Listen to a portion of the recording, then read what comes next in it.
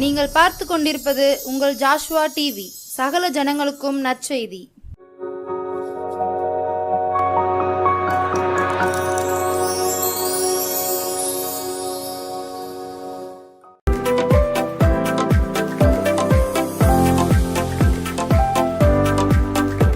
Praise the Lord. இயேசு கிறிஸ்துவின் நாமத்தினாலே ஜாஷ்வா டிவி நேயர் அனைவருக்கும் அன்பின் வணக்கத்தையும் வாழ்த்துதலையும் நான் தெரிவித்துக் கொள்கிறேன்.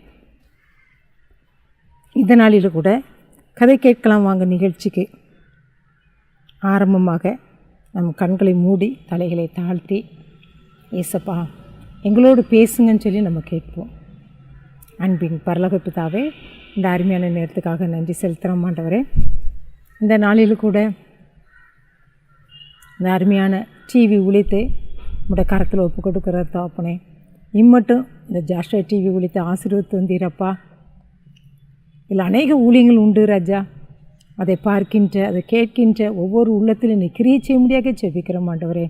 இந்த ஊழியம் வளர்ந்து பெருகுவதற்கு உதவி செய்ய முடியாக செபிக்கிற மாட்டவர். உமக்காக ஏற்படுத்தப்பட்ட ஊழியம் ராஜா, அது வளர்ந்து பெருகுவதற்கு உதவி செய்ய முடியாக செபிக்கிற மாட்டவரே. ஏசப்பா, இந்த நாளில் கூட கதை கேட்கலாம் வாங்க நிகழ்ச்சியை பார்த்து கொண்டிருக்கின்ற, கேட்டுக்கொண்டிருக்கின்ற ஒவ்வொரு உள்ளத்திலும் கிரியை செய்ய முடியாக செபிக்கிற மாட்டவரே.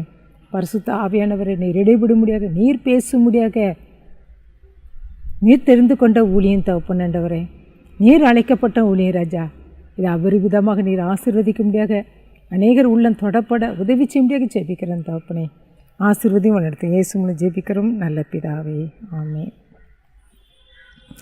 2 கொரிந்தியர் 5:17 சொல்லுது, ஒருவன் கிறிஸ்துக்குள் இருந்தால் அவன் புது சிருஷ்டியாக இருக்கிறான், பழையவர்கள் எல்லாம் ஒளிந்து போயின, எல்லாம் புதிதாயின. இந்த வசனத்தின்படி 2 கொரிந்தியர் 5:17 ஒருவன் கிறிஸ்துக்குள் இருந்தால், கிறிஸ்துக்குள் இருந்தால் மாத்திரம்தான் அவன் யார்? ஒரு புது சிருஷ்டி. இல்லைன்னா அவன் பழைய சிருஷ்டி தான். பழைய பாவங்கள், பழைய அக்கிரமங்கள் இப்படி தான் செய்து கொண்டிருப்பான். ஏன்னா உள்ளத்துக்குள்ள யாரும் இல்லை, கிறிஸ்து இல்லை. ஒருவன் கிறிஸ்துக்குள் இருந்தால்தான் அவன் புது சிருஷ்டி என்ன செய்ய மாற முடியும். இயேசுவின் பிள்ளையாக, அவருடைய பிள்ளையாக நினச்சி முடியும், மாற முடியும். பழைய பாவங்கள், அக்கிரமங்கள் எல்லாம் மறைந்து போயின, எல்லாம் புதிதாயின. இந்த வசனத்தின்படியாக ஒரு புது சிருஷ்டியாக என்ன செய்கிறான்? மாற்றப்படுகிறான். இந்த வசனத்தின்படியாக கனடா தேசத்தில் நடந்த ஒரு உண்மை சம்பவத்தை நம்ம என்ன செய்ய போகிறோம், இப்போ கேட்க போகிறோம்.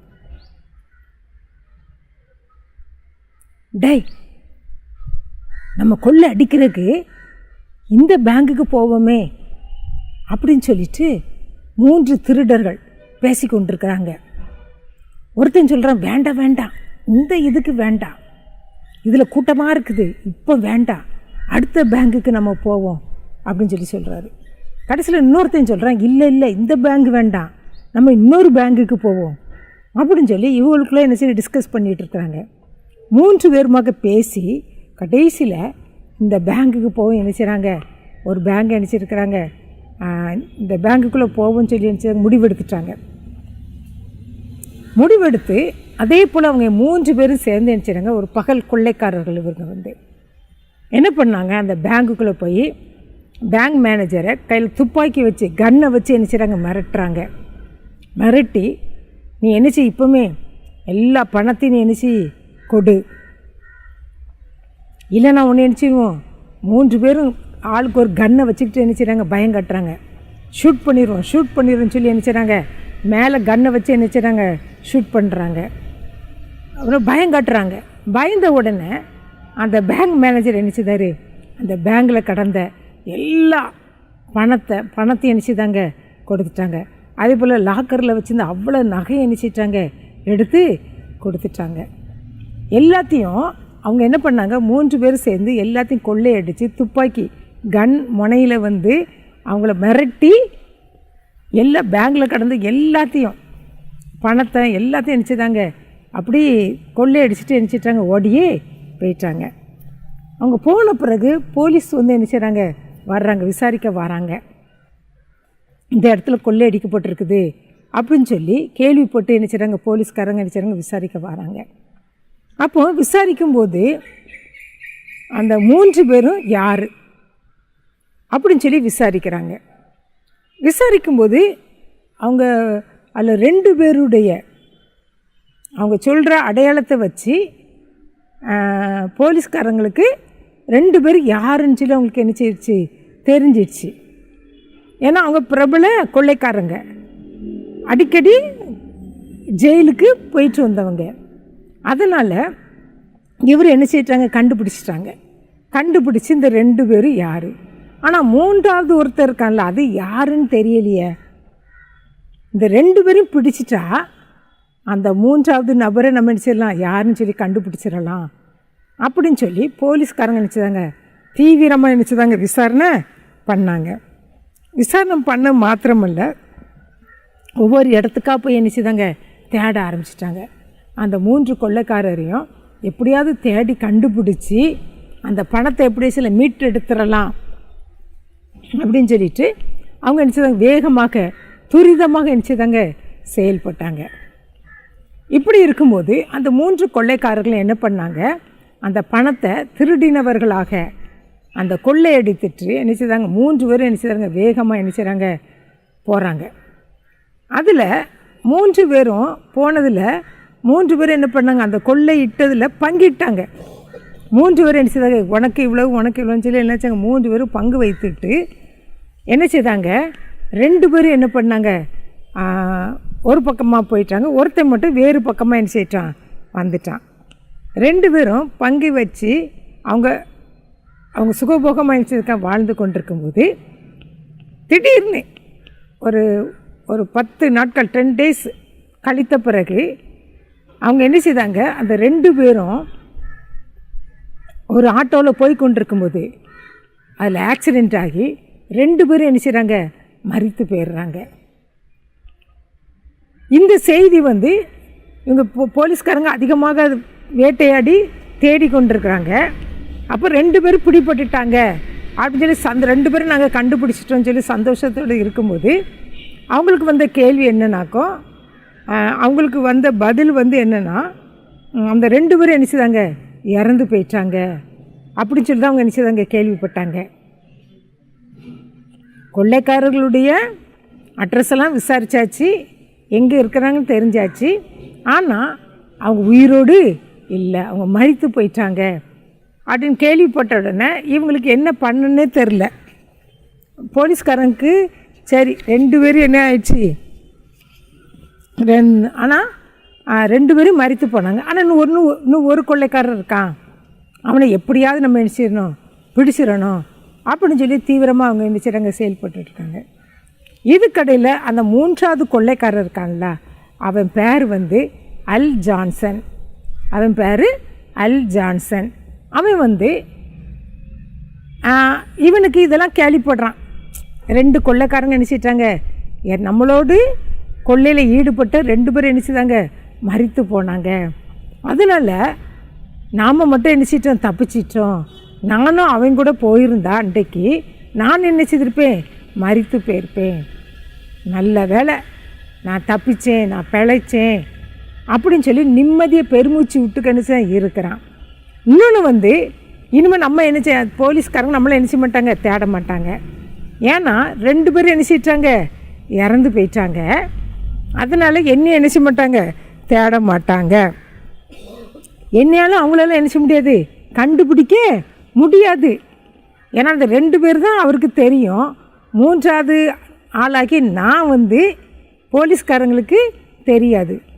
நான் கொள்ளையில் புதுசு, அதனால் நான் அவங்களோட ஜாயின் பண்ணது புதுசாக அவங்களோட ஜாயின் பண்ணியிருக்கிறேன். அதனால் என்னை பற்றி அவங்களுக்கு தெரியவே தெரியாது போலீஸ்காரங்களுக்கு. அதனால் நான் இனிமேல் தைரியமாக நான் என்ன செய்யலாம், ஊருக்குள்ளே நான் அலையலாம் அப்படின்னு சொல்லி அவர் ரொம்ப சந்தோஷம். அந்த கொள்ளைக்காரனுக்கு அல் ஜான்சனுக்கு நம்ம இனிமேல் போலீஸ்காரங்களுக்கு கண்ணில் மண்ணை தூவியாச்சு, நம்மளை அவங்க என்ன செய்ய முடியாது, கண்டுபிடிக்கவே முடியாது, நம்ம தப்பிச்சிடலாம். இதே போல் தான் நம்ம என்ன செய்கிறோம், தவறான காரியத்தை நம்ம ஈடுபட்டு நம்மளை யாரும் பார்க்கவில்லையே, நம்மளை யாரும் பார்க்க முடியலை, பார்க்கலை அப்படின்னு சொல்லிட்டு அநேக தவறான காரியங்களை நினச்சிருக்கோம், செய்து கொண்டிருக்கிறோம். தேவனுக்கு பிரியமில்லாத காரியங்களை மெடிச்சு இருக்கிறோம், செய்து கொண்டே இருக்கிறோம். நம்மளை யார் பார்க்குறா? யாருமே பார்க்கலையே. ஆண்டவர் அருமையாக சொல்ல, நீர் என்னை காண்கிற தேவன் ஆகார் அப்படியே அறிக்கையிட்டா. அதே போல் நம்மளை ஒவ்வொருவரையும் ஆண்டவர் காண்கிற தேவனாக இருக்கிறாங்க. ஒவ்வொரு நொடி பொழுதும், ஒவ்வொரு நிமிஷந்தோறும், ஒவ்வொரு மணித்துளியும் நம்மளை காண்கிற தேவனாக இருக்கிறாங்க. இந்த கொள்ளைக்காரன் அப்படி தான் நினச்சான். நம்மளை பார்க்கறதுக்கு யாரும் இல்லை, நம்மளை தேடுவதற்கு யாரும் இல்லை, நம்ம இனிமேல் ஃப்ரீ பேர்டு, நம்ம இனிமேல் நினச்சலாம் நம்ம மனம் போல் வாழலாம். அப்படி இது எண்ணத்தோடு அந்த கொள்ளைக்காரன் அல் ஜான்சன் நினச்சி தான் வாழ்ந்து வந்தான். இப்படி இருக்கும்போது அவனுக்கு திருமணம் நடந்தது. வாலிப மகன் தான். இந்த நாட்களில் அவனுக்கு என்ன செய்ச்சு? திருமணம் ஆயிற்று. அவனுக்கு நியமிக்கப்பட்ட பெண் ஒரு அருமையான கிறிஸ்தவ பெண், கடவுளுக்கு பயந்து நடக்கிறவள். இவன் இன்னும் தொடர்ந்து நிறைய கொள்ளைகள்லாம் செய்கிறான். தன் மனைவிக்கு முன்பாக அவன் நடிக்கிறான். நான் நல்லவன், நான் உண்மையாக இருக்கிறேன், நான் பரிசுத்தம் உள்ளவன் அப்படின்னு சொல்லிட்டு மனைவிக்கு முன்பாக நடித்து கொண்டே இருக்கிறான். தன் இருதயத்தை கட்டினப்படுத்தி அவன் என்ன செய்கிறான்? நடித்து கொண்டே இருக்கிறான். இது மனைவிக்கு தெரியாது. இவன் ஒழுங்காக சர்ச்சுக்கு கடந்து போவா. அதே போல் வீட்லேயும் கடவுள் பயந்து என்ன காரியம் செய்தாலும் கடவுளுக்கு பயந்து ஜெபத்தோட அந்த மகள் செய்வாள். இதெல்லாம் அந்த அல் ஜான்சன் என்ன செய்தான்? பார்த்து கொண்டே இருக்கிறான். தன் அவனுக்கு என்னென்னா தன் மனைவிக்கு தான் செய்கிற தவறு தெரியாது அப்படின்னு சொல்லி அவன் என்ன செய்தான்? நினச்சி தன் மனம் போல் மனைவிக்கு முன்பாக ஒரு வேஷம் போட்டுட்டு, ஊருக்கு ஒரு வேஷம் போட்டு அவன் என்ன செய்தான்? அலைந்து திரிந்தவனாக என்ன செய்தான்? காணப்பட்டான். இதே போல் தான் நம்முடைய வாழ்க்கையில் என்ன செய்கிறோம்? மனைவிக்கு முன்பாக நம்ம வேஷம் போட்டு நம்ம என்ன செய்கிறோம்? திரிந்து கொண்டு இருக்கிறோம். நல்லவன் போல் வேடம் போட்டு என்ன செய்கிறோம்? திரிந்து கொண்டு இருக்கிறோம். அதே போல் மனைவியானவள் தவறு செய்துட்டு கணவன் முன்பாக நடிப்பாங்க. தாங்க நல்லவா உத்தமி சொல்லி நடிப்பாங்க. இதெல்லாம் என்னது? கர்த்தருடைய பார்வைக்கு என்னது? அருமையானது கிடையாது, பிரியமில்லாத காரியம். அன்று எல்லாவற்றையும் ஆண்டவர் என்ன சீர்தூக்கி பார்க்கிற தேவனாக இருக்கிறாங்க. நம்முடைய வாழ்க்கை எல்லாவற்றையும் ஆண்டவர் சீர்தூக்கி பார்க்கிற தேவனாக இருக்கிறாங்க. கணவனுக்கு முன்பாக நம்ம உண்மையாக இருக்கிறோமா? அதே போல் மனைவிக்கு முன்பாக கணவனாகிய நாம் உண்மையாக இருக்கிறோமா? ரெண்டு பேரும் வெளிவேஷம் போட்டு நடித்து கொண்டு இருக்கிறோமா? அன்பு காட்டுறது போல பாசாங்கு செய்து கொண்டு இருக்கிறோமா? ஆண்டு சமூகத்தில் கேட்போமா? நம்ம எப்படி நம்முடைய வாழ்க்கை நம்ம எப்படி வாழ்ந்து கொண்டிருக்கிறோம்? எல்லாவற்றையும் ஆண்டவர் என்ன செய்கிறாரு? காண்கிற தேவனாக இருக்கிறாங்க. நம்ம எல்லாவற்றையும் நம்ம உண்மையோடு இருக்கிறோமா? பரிசுத்தத்தோடு இருக்கிறோமா? அதை தான் ஆண்டவர் விரும்புகிறாரு. பரிசுத்தமுள்ள காரியத்தை மனைவியானவள் செய்து விட்டு கணவனுக்கு முன்பாக தான் உத்தமி, ஒரு பரிசுத்தவாட்டின்னு சொல்லி நடிக்கிறது. அதே போல் கணவன் ஒரு பரிசுத்தமில்லாத காரியத்தை செய்து மனைவிக்கு முன்பாக அவளை ஆசை வார்த்தையினால் தன்னுடைய நல்லவன் என்பதை நடித்து காட்டுவாங்க. எப்படிப்பட்ட காரியங்களை நம்முடைய வாழ்க்கையில் என்ன செய்யக்கூடாது? காணப்படக்கூடாது. அதே போல் அல் ஜான்சன் அப்படி தான் தன் வாழ்க்கை என்ன செய்தான்? வாழ்ந்து கொண்டிருந்தான். இப்படி இருக்கும்போது அந்த மனைவியானவள் அவருடைய ஜெபம் தன் கணவனுக்காக அதிகமாக பாரத்தோடு என்ன செய்தா? ஜெபித்து கொண்டிருந்தான். அவன் நடிக்கிறானோ நடிக்கலையோ அவளுக்கு தெரியாது. ஆனால் தன்னுடைய கணவன் ரட்சிப்புக்காக அந்த சகோதரி ஜெபித்து கொண்டே இருந்தாள். அவள் ஜெபம் என்ன செய்யலை? வீண் போகலை. அவளுடைய ஜெபம் வீண் போகாதபடி ஒரு நாள் இரவு 2 பேர் அவள் ஜெபித்து விட்டு படுக்க போயிட்டா. இவனும் என்ன செய்யறான்? படுக்க போகிறான். இவனுக்கு என்ன வரல? தூக்கமே வரல. உருண்டு புரண்டலாம். மனசுக்குள்ளே என்ன இல்லை? நிம்மதியே இல்லை. மனசாட்சி என்னது? அவனை பாதிக்குது, குற்றப்படுத்துது, அவனை குற்றப்படுத்துது. அல் ஜான்சன், நீ நேர்மையானவனா? நீ நடித்து கொண்டிருக்கிறாயா? அந்த உள்ளார்ந்த இறுதி என்னது? குத்தப்படுது. நீ உண்மையாக இருக்கிறியா? பரிசுத்தமாக இருக்கிறியா? அப்படின்னு சொல்லி குத்தப்படுது. தான் செய்த அந்த கொள்ளை அவனுக்குள்ள என்ன செய்யுது? ஞாபகத்துக்குள்ளே வருது. பேங்கில் கொள்ளையடிச்சது எல்லாம் அந்த நேரத்தில் அவனுக்கு என்னச்சது ஞாபகம் வருது. தூங்க முடியாதபடி உருண்டு புரண்டுட்டு அவன் என்ன செய்கிறான், வர்றான். அப்படியே காலை நேரம் வந்தது. அவனுக்கு நிறைய கடிதங்கள் வரும். அந்த கடிதத்தை அவன் என்ன செய்கிறான், எடுத்து பார்க்கான். அதில் எடுத்து பார்க்கும்போது தான் அதில் ஒரு ஒரு கடிதத்தை பார்க்கும்போது அதில் மேலே ஹெட்டிங் என்ன போட்டிருக்குது, இது தேவனுடைய ரட்சிப்பின் திட்டம் சொல்லி எழுதப்பட்டிருக்குது. அதை எழுதப்பட்டோன்னே இவனுக்கு இது தேவனுடைய ரட்சிப்பின் திட்டம் சொல்லி போட்டோன்னே அவனுக்குள்ள ஒரு வாஞ்சை, இதை எப்படியாவது நம்ம நினச்சினோம் பிரித்து வாசிக்கணும் அப்படின்னு சொல்லிட்டு அதை எடுத்து அவர் என்ன செய்கிறான், அதை வாசித்து பார்க்குறான். அதை வாசிக்க வாசிக்க இவனுடைய உள்ளே என்ன செய்யுது, தொடப்படுது. குற்ற உணர்வு அவனை என்ன செய்து வாதிக்குது. ஐயோ, நான் பெரிய தவறு பண்ணிட்டேனே, நான் ஒரு பெரிய பாவியே அப்படின்னு சொல்லி உணர்ந்தவனாக அதை வாசித்து முடித்தன ஆண்டவர் சமூகத்தில் என்ன செய்கிறான், கண்ணீர் விட்டு முழங்கால் படிட்டு கண்ணீர் விட்டு தேம்பி தேம்பி தேம்பி என்ன செய்கிறான், அழுறான். நான் ஒரு பெரிய பாவியே, நான் எவ்வளோ பெரிய பாவத்தை நான் செய்து விட்டேனே, ஏசப்பா என்னை மன்னிங்க, நான் இனிமேல் தவறு செய்ய மாட்டேன், நான் இனி எப்படி நடக்கணும், நான் எவ்வாறு நடக்கணும் கற்றுக் கொடுங்கப்பா அப்படின்னு சொல்லி ஆண்டவர் சமூகத்தை தன்னை என்ன செய்தான், தாழ்த்தி ஒப்பு கொடுத்தான். உடனே ஆண்டவர் அவனுக்கு சொன்ன கற்றுக் கொடுத்ததுன்படி அவன் உடனே என்ன பண்ணான், அந்த இப்போ என்ன செய்தான், ஆண்டவர் மன்னிப்பு கேட்க சொன்னார்.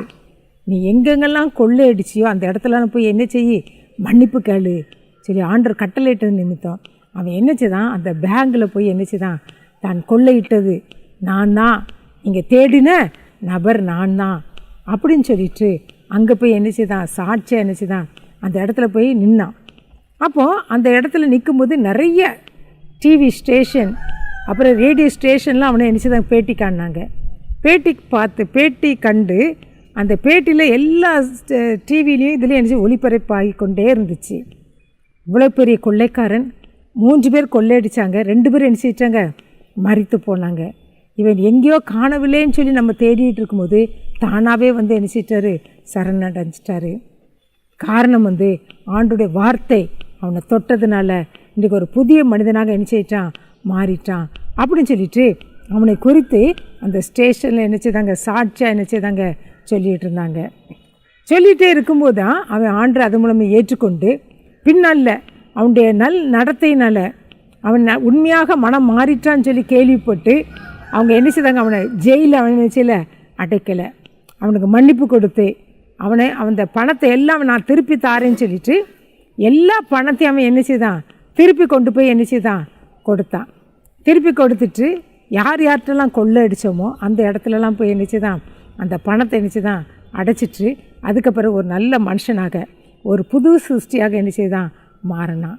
அதான் வேத வசனத்தின்படியாக நீங்கள் ஒருவன் கிறிஸ்துக்குள் இருந்தால் அவன் புது சிருஷ்டியாக என்ன செய்கிறான், மாறுறான். பழையவைகள் எல்லாம் ஒளிந்து போயின, எல்லாம் புதிதாயின்னு சொல்லி வேத வசனத்தின்படியாக இந்த மகன் ஒரு புது சிருஷ்டியாக மாறினான். யாருக்கும் தெரியாது நான் செய்கிற தவறு. என்னோடு சேர்ந்திருந்த 2 பேர் மரித்து போனாங்க, நான் மாத்திரம்தான், என்னை குறித்து யாருக்குமே தெரியாது. அதனால் என்னை யாருமே பிடிக்க முடியாதுன்னு சொல்லி அவன் பெருமையோடு அப்படி வாழ்ந்து கொண்டிருந்த, மறுபடியும் குற்றங்கள் செய்து கொண்டிருந்த அந்த மகனை தேவனுடைய திட்டம் சொல்லி, இயேசுடைய திட்டம் சொல்லி ஒரு வார்த்தையின் மூலமாக அவன் இருதயம் தொடப்பட்டதுனால அவன் ஒரு புது சிருஷ்டியாக மாறினான். ஆண்டு சமூகத்தில் தன்னை தாழ்த்தினான். அதே போல் தவறை என்ன செய்தான், ஒப்புக்கொண்டு மன்னிப்பு பெற்று ஒரு புது வாழ்வு பெற்றவனாக என்ன செய்தான், வாழ்ந்து முடித்தான். அதே போல் நம்முடைய வாழ்க்கையில் நம்ம என்ன தவறு செய்தாலும் நம்ம பழையெல்லாம் ஒளிந்து போயின எல்லாம் புதிதானு சொல்லி வேத வசனத்தின்படியாக ஒரு புது சிருஷ்டியாக இயேசு கிறிஸ்து உள்ளத்தில் ஏற்றுக்கொண்டவர்களாக ஒரு புது சிருஷ்டியாக மாறுவோமா? அப்படியே கண்களை மூடி ஆண்டு சமூகத்தில் இந்த வேலையில் நாமளே அர்ப்பணிப்போமா? ஒரு சின்ன தவறுகள் நம்ம செய்யலாம், யாரும் நம்மளை பார்க்கலை அப்படின்னு சொல்லி ஒரு சின்ன தவறு, இல்லைன்னா ஒரு பெரிய தவறு கூட நம்ம செய்யலாம். ஆனால் ஆண்டவர் ஆகார் சொன்னது போல, நீர் என்னை காண்கிற தேவன். ஆண்டவர் நம்மளை ஒவ்வொருவரையும் காண்கிற தேவனாக இருக்கிறாங்க. நம்ம எங்கே ஓடி ஒளிந்தாலும், யாருக்கும் தெரியாதுன்னு சொல்லி ஓடி ஒளிந்தாலும் அங்கே நம்மளை ஆண்டவர் நினைச்சிறார் காண்கிற தேவனாக இருக்கிறாங்க. அதே போல் நம்ம என்ன தவறு செய்தாலும் ஆண்டவர் சமூகத்தில் நம்ம அர்ப்பணித்து, ஏசப்பா என்னை மன்னிங்கன்னு சொல்லி கேட்கும்போது ஆண்டவர் நம்ம மன்னிக்கிற தேவனாக இருக்கிறாங்க. மன்னிப்பதில் பெருத்தவராக இருக்கிறாங்க. நம்முடைய பாவங்கள் எல்லாவற்றையும் மன்னிக்கிறவராக, நம்ம பாவங்கள் எல்லாவற்றையும் விட்டு அகற்றி போடுகிற தேவனாக இருக்கிறாங்க. இந்த நேரத்தில் நம்ம தீர்மானம் எடுப்போம். அன்பின் பரலோக பிதாவே, இந்த அருமை நேரத்துக்காக நன்றி செலுத்துகிறோம் ஐயா. இந்த நாளில் எங்களோடு பேசின வார்த்தைக்காக நன்றி செலுத்துகிறோம் ஆண்டவரே. இந்த வார்த்தையின்படி நடப்பதற்கு எங்களுக்கு உதவி செய்யுங்கப்பா. ஆசீர்வதியும் வண்ணத்தை இயேசு மூலம் ஜெபிக்கிறோம் நல்ல பிதாவே, ஆமென்.